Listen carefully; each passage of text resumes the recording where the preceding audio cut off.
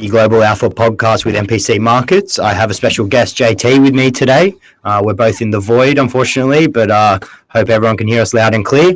All right, cool. Well, it's welcome and welcome to the Global Alpha podcast. So my first attempt at being here. So hopefully I add some value. Absolutely. Not too much to talk about this week. It's been pretty quiet on the markets front. Earnings coming through. We've had Jackson Hole on Monday. Generally, with the markets, we've seen them slightly slip a little bit towards sort of the latter end of last week and the start of this week. Anything really standing out for you with the markets at the moment, generally? Looks like for me, and I'm going to call this fairly early, is that it feels like the market's topping out here. Mm-hmm. So the main risk barometer I look at is Bitcoin, and that's back under 110 at the moment and looking weak. So it looks like it made that new high at 124 and it's pulled back. I've noticed the XJO got over 9,000 and it's pulling back.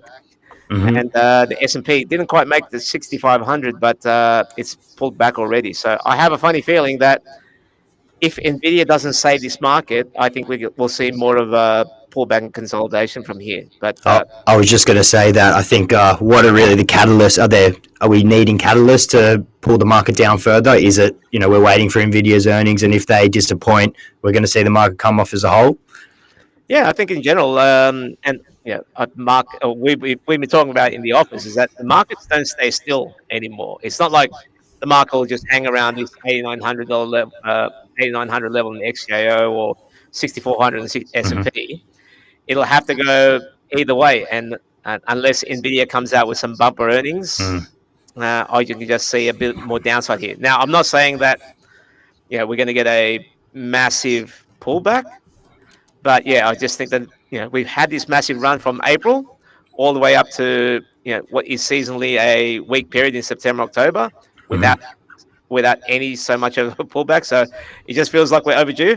So that's what I see over the next couple of months. Absolutely.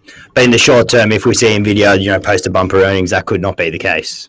Oh, absolutely. And that's how we play things. Like, you kind of just let the market show you which way it wants to go and just go with that. And absolutely. And if NVIDIA does come out, I think I saw an article about them going heavily into robotics chips. Yep. So if they come out with some surprise there or something that captures the market's imagination, the biggest company in the world could just keep getting bigger. Yeah. They do have a bit of headwinds, though, at the moment with China demand sort of falling and restrictions on their exports over there. So, we are sort of waiting patiently to see that earnings, definitely. And along with NVIDIA, you've got two other sort of larger companies that are reporting on Wednesday as well, Snowflake and CrowdStrike. I don't think they'll have sort of the pull on the market as much of a pull on the market as NVIDIA does, but I do think they're important results to see. So what does Snowflake actually do, Richard?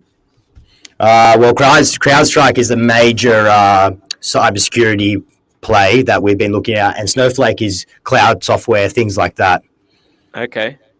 Not one I'm deeply versed on. It's not really in my favorite space, but I do know it is in the FANG ETF with Global X. It's one of the larger tech stocks over there. So I do think it will be an important earnings. Okay, fair enough. I mean, we've got, because what I've seen in the US market is that there's a lot of froth in the smaller space, like CoreWeave, had that massive run. It's pulled right back now, and let's just see if Snowflake, CrowdStrike can keep it going. Absolutely. And I think over the next few weeks, there's some other big companies coming out with earnings. So we are still in the midst of that earnings season, and various businesses can go either way just based on those outcomes there. All right, interesting. So I just pulled up a chart of CoreWeave. It's back under $100 now. So wow. So that thing IPO'd at I think 30, yep. And then ran all the way to 180, and it's back under 100 now. So that's the kind of volatility that's out there. It IPO'd around the same time as Circle, did it not? Yeah, that's right. So Circle, that should be doing okay because it's all about the stable coins. Oh no, that's pulled back as well. So looks like they IPO'd, debuted around the $70 mark. Got got near 300, or might have just touched 300, and it's back around 130 now. Absolutely. So even the froth is coming out of circle, even though the US government keeps talking about stable coins and how they can help with the T-bill market and refinance the US debt. So interesting times there. Absolutely. Talking of the US government, we've seen a fair bit of interest in them taking stakes in various businesses, particularly in the chip space this week. Intel's been approached to, I think, pass over 10% through to the government, and they've actually flagged it to potentially have negative outcomes, particularly in their international markets that they participate in quite heavily. I was looking, they're quite skewed to the international demand of their chips in this day and age, unlike in the past. So it is an interesting approach from the Trump administration. Do you think it'll be a good thing? What do you think it'll mean for the markets as a whole? Oh, it's just interesting. I remember it wasn't too long ago where Trump was actually bagging out the Intel CEO, saying, he just talked about, it just sounds like, because if Trump doesn't get the deal he wants, he'll basically just badmouth you till you give him the deal you do that he wants. So I think he was talking down Intel to obviously maybe get that 10% stake he wanted. And then obviously now that he's got what he's wanted, he's like, this Intel CEOs are magnificent.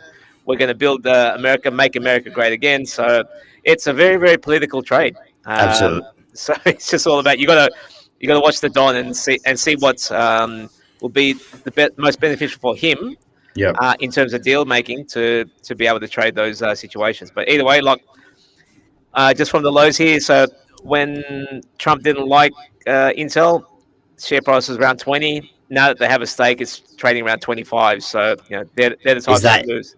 Is that move happened since they've sort of come out and said they want to accumulate that 10% holding, or is that prior?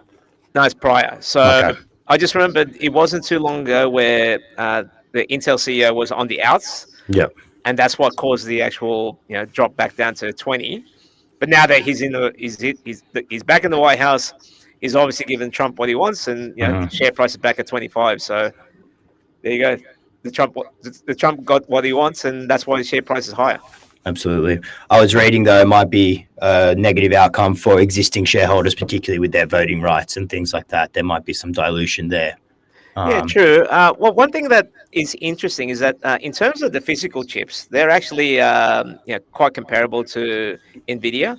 But what actually sets NVIDIA apart is it's actually their operating system behind the chips. So it'll be interesting to see how the two play out going forward. And because obviously Trump wants to rule the world, so to speak. He wants to take on China.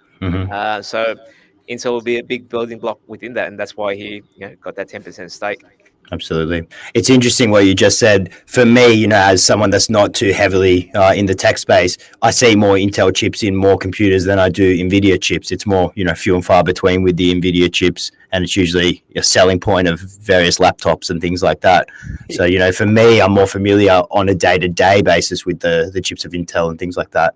At the moment, I'm using a Intel Core i5. Yeah, absolutely. Well, that's the thing. So they're just two different types of chips. So where Intel sort of like they accidentally found a niche is Bitcoin mining.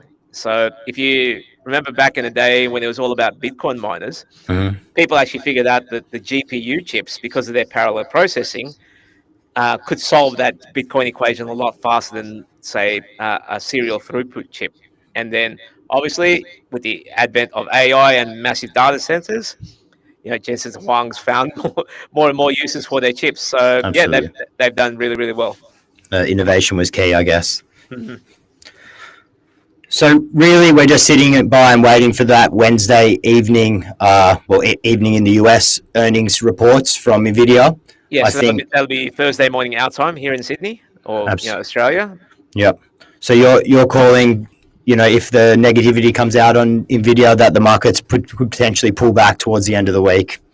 Well, it's a tough one. So because AI is still in its infancy, and I'm just looking at the chart of NVIDIA now, the way that it's kind of tried to sell off and now it's fighting back, I have a funny feeling that there could be one last gasp here. I wouldn't say a last gasp, but there's still a lot more upside where Jensen Huang can actually excite the market. So Absolutely. if he were to talk about something about robotics, self-driving cars, or some other partnerships where they do need NVIDIA chips, or even say the Middle East buying, building a bunch more data centers, in that area, it could ignite the market. So I don't want to call it either way, but it seems that it's just like in other times, it's NVIDIA itself that's holding up the market.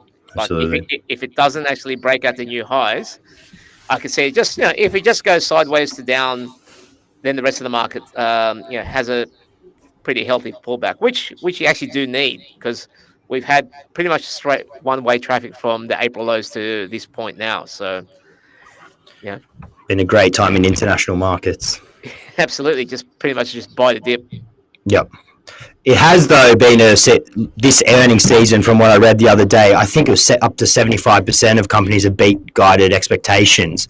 So hopefully, NVIDIA can be one of those candidates and actually surpass what was guided for this period. But, we won't wait. We'll have to wait and see on Wednesday.